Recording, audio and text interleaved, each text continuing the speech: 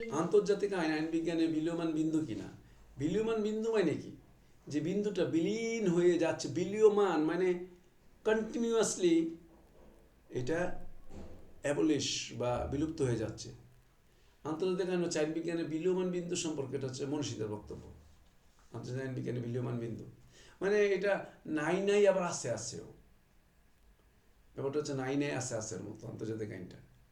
কারণ আন্তর্জাতিক আইনের এটা হল্যান্ডের উক্তি, মনীষীদের কাজ যেহেতু একটু উদ্ধৃত করছে, কিন্তু উনি যেটা বলছেন যে এটা নাই নাই আবার আছে আছেও, মানে এর কোনো স্ট্রাকচারাল কোনো পুলিশ নাই, এর কোনো নিজস্ব আইন প্রণয়ন কমিটি নাই, এর নিজস্ব জেলখানা নাই, তাহলে আইনটাকে অ্যাক্টিভেট যে করবে, আইনটা অ্যাক্টিভেট করবে কিভাবে? হ্যাঁ, কোনো রকম আর কি কুয়াশাচ্ছন্ন আকাশের মধ্যে কোনো একটা জিনিস আছে আর কি মনে হচ্ছে। শুক্র গ্রহের মতন না যে শুক্তারার মতন জল জ্বলে, তাও না, হালকা ওই দূরের একটা গ্রহ যেমন আমাদের চোখে লাগে এরকম। এখানে বলছে বিলীয়মান বিন্দু, বিন্দুটা আছে কি নাই? আচ্ছা, বিন্দু বলতে তো পৃথিবীতে কিছু হয় না।